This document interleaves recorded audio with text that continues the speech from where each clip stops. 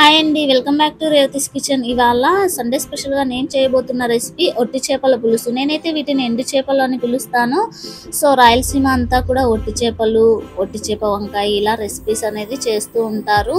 ఈ చేపల నేమ్ అనేది నాకు క్లియర్గా తెలియదండి. ఒక్కొక్క ప్లేస్లో ఒక్కొక్కలా పిలుస్తారు. మీకు ఏదైనా నేమ్స్ కనుక వీటి నేమ్స్ తెలిస్తే కామెంట్ బాక్స్లో కామెంట్ చేయొచ్చు. ఇలా మీడియం సైజులో ఒక 6 చేపల్ని తీసుకున్నాను. ఒక 3 ఆనియన్స్ మరియు 2 టమాటోస్ మీడియం సైజులో కట్ చేసుకోవాలి. అంతేకాకుండా మసాలా కోసం మనం మిరపకాయలు, ధనియాలు, ఆవాలు, జీలకర్ర, మినపప్పు, శనగపప్పు తీసుకున్నాము.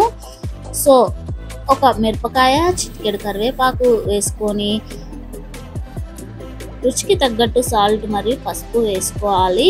అంతేకాదండి, చేప అనగానే పులుసు తప్పనిసరిగా ఉండాలి కాబట్టి నేను 6 చేపలు తీసుకున్నాను. ఏ చేపలో అయినా కూడా చింతపండు అనేది ఎక్కువగా ప్రిఫర్ చేస్తారు. అప్పుడే టేస్ట్ అనేది చాలా బాగుంటుంది. సో గుప్పెడంతా పిరికెడు చింతపండు వేసుకుంటే సరిపోతుంది. క్వాంటిటీ ప్రకారం చెప్పాలంటే ఒక 100 గ్రామ్స్ చింతపండు అనేది వేసుకుందాం మనం. ఇప్పుడు మసాలా కోసం మిరపకాయలు, ధనియాలే కాకుండా చిటికెడు కొబ్బెర మరియు ఒక వెల్లుల్లి కూడా తీసుకొని, వెల్లుల్లిపాయలు, దానికి తగ్గ వెల్లుల్లిపాయలు వేసుకొని ప్రతి కూరలో మనం మసాలా ప్రిపేర్ చేసుకున్నట్టు ఈ కర్రీలో కూడా మసాలా అనేది మనం ప్రిపేర్ చేసుకోవాలి ఫ్రెండ్స్. సో ముందుగా మనం రెసిపీ ఇవేనండి, ఇంతే ఇంగ్రీడియంట్స్ అనేది చూసేసాం కదా. ఇప్పుడు రెసిపీ ఎలా తయారు చేయాలో ఒకసారి మనం చూసేసుకుందాం. మసాలా కోసం ముందుగా మనం మిరపకాయలు, ధనియాలని బాగా వేయించుకోవాలి.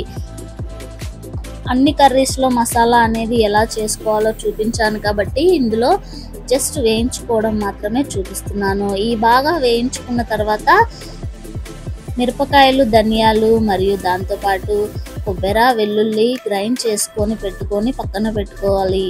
పక్కన పెట్టేసుకుంటే సరిపోతుంది. ఇప్పుడు మనం ఇవి బాగా వేగిపోయాయి కాబట్టి మిక్సర్ బౌల్లో వేసేసుకుంటే సరిపోతుంది. ఇప్పుడు అదే బౌల్ని మళ్ళీ పెట్టుకొని అదే కడాయిలో మనం ఇప్పుడు చేపల్ని కట్ చేసి పెట్టుకున్నాం కదండి, ముందుగానే వాటిని క్లీన్ చేసుకోకూడదండి. క్లీన్ చేసుకుంటే మెత్తబడతాయి.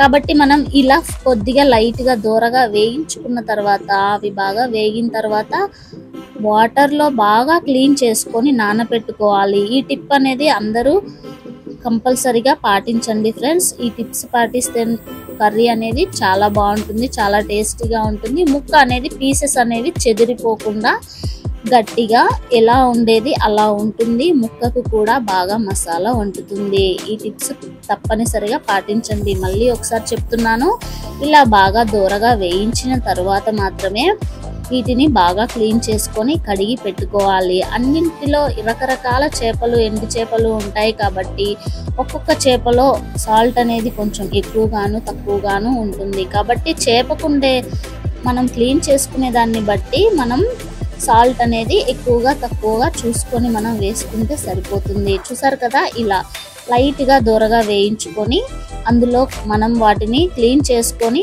వాటర్లో నానబెట్టుకోవాలండి వాటిని. సో ఇప్పుడు కొంచెం పెద్ద కడాయి తీసుకొని అందులో ఒక 3 టేబుల్ స్పూన్ ఆయిల్ వేసుకుందాం. రెసిపీ తయారు చేయాలి కాబట్టి రెసిపీని తయారు చేయడం స్టార్ట్ చేసుకుందామండి. మీరు పక్కన అయితే ఒక వాటర్లో బాగా చేపల్ని ఒక 2-3 టైమ్స్ బాగా క్లీన్ చేసుకొని వాటర్లో నానబెట్టుకోవాలండి.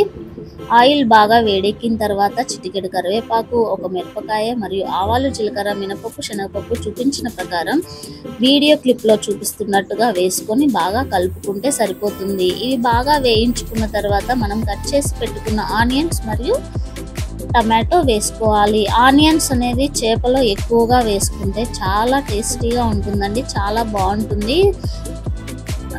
దీంతో పాటు మనం పసుపు మరియు ఉప్పు వేసుకొని మొత్తం టోటల్గా కలిసేట్టుగా బాగా కలుపుకుందాం. చూసారు కదా ఫ్రెండ్స్, ఇలా వీడియో క్లిప్లో చూపిస్తున్నట్లుగా బాగా నీట్గా కలుపుకోవాలి. మనం ఎన్ని ఆనియన్స్ వేస్తే గ్రేవీ అనేది రెసిపీకి, చేపకి చాలా బాగా టేస్ట్ అనేది అందుతుంది. వీటిని ఒక 5 మినిట్స్ పాటు లో ఫ్లేమ్లో పెట్టుకొని బాగా ఉడికించుకోండి. ఆయిల్లోనే పెట్టి ఇవి బాగా ఉడికించుకోవాలి. ఒకసారి మూత తీసి చూద్దాం ఇవి ఉడికిందో లేదో ఒకసారి చెక్ చేద్దాం. చూస్తున్నారు కదా, బాగా వేగింది. దీన్ని ఒకసారి కలుపుకొని మనం గ్రైండ్ చేసి పెట్టుకున్నాం కదండి ఆ మసాలాని ఇప్పుడు ఫస్ట్ చేపల్ని చూసుకుందామండి. ఇవి బాగా చేపలు అనేది నానిపోయాయి. చూసారు కదా, చూస్తున్నారు కదండి. ఇలా బాగా వాష్ చేసుకొని మళ్ళీ ఒకసారి చేపలన్నిటిని క్లీన్ చేసుకొని అందులో కర్రీలో మనం వేసుకోవాలి. ఈ ఆనియన్స్ టమాటా మగ్గిన తర్వాత ఈ చేపలన్నీ కూడా ఇందులో మనం వేసుకొని, అలాగే చేపలతో పాటు మనం గ్రైండ్ చేసి పెట్టుకున్న మసాలాని కూడా మనం వేసుకోవాలి. మసాలా ఎంత పడుతుందో చూసుకొని కర్రీకి తగ్గట్టు మసాలాని మనం ప్రిపేర్ చేసుకోండి ఫ్రెండ్స్. సో స్పైసీగా తినేవాళ్ళు స్పైసీగా, కొంచెం తక్కువ స్పైసీ ఉన్న వాళ్ళు తక్కువ మసాలాతో వేసుకుంటే సరిపోతుంది. పులుపు మాత్రం కరెక్ట్గా పడాలి, అప్పుడే కూరకు అనేది టేస్ట్ అనేది బాగా అందుతుంది. ఇప్పుడు మనం నానబెట్టుకున్న చింతపండునంతా వేసుకొని ఆ జ్యూస్నంతా బాగా పిండుకుంటూ స్వైప్ చేసుకుంటూ మనం చింతపండుని బాగా వేసుకోవాలి. కొన్ని వాటర్ వేసుకొని దాన్ని బాగా గ్రైండ్ చేసుకొని ఆ వాటర్ని కూడా మనం కర్రీలో వేసుకోవచ్చు. ఇప్పుడు మసాలా వేసుకున్నాం, అలాగే చింతపండు పులుసు కూడా వేసుకున్నాము, చేపలు కూడా వేసుకున్నాం కాబట్టి ఈ టోటల్ మసాలా గ్రేవీ అంతా పీసెస్కి అందేలాగా మనం నీట్గా ఇలా బాగా కలుపుకోవాలి. ఈ ప్రాసెస్ అంతా కూడా మనం లో ఫ్లేమ్లో పెట్టుకొని చేసుకోవాలి, ఎందుకంటే వాటర్ వేసుకోలేదు కాబట్టి, లేకపోతే మాడిపోతుంది. ఈ టిప్స్ అనేవి అందరూ ఫాలో అవ్వండి. ఏదైనా డౌట్ ఉంటే కామెంట్ బాక్స్లో కామెంట్ చేయండి. చూసారు కదా, ఇలా 5 మినిట్స్ పాటు ఆయిల్లోనే బాగా ఉడికించుకోవాలి. ఇప్పుడు మనం 1/2 లీటర్ వాటర్ని వేసుకుందాం. బాగా వేగిన తర్వాత ఇలా 1/2 లీటర్ వాటర్ని వేసుకొని ఒక్కసారి అలా కలుపుకొని టేస్ట్ అనేది ఒకసారి చెక్ చేసుకోండి. సాల్ట్ అనేది ఎక్కువ పడితే తక్కువగా కొంచెం వాటర్ వేసుకుంటే సరిపోతుంది, లేదా పులుపు వేసుకుంటే సరిపోతుంది. ఇలా మూత పెట్టి ఒక 10 మినిట్స్ పాటు ఉడికించుకొని ఆఫ్టర్ 10 మినిట్స్ ఉడికించుకున్న తర్వాత ఒకసారి కర్రీ అనేది ఇలా ఉంటుందన్నమాట.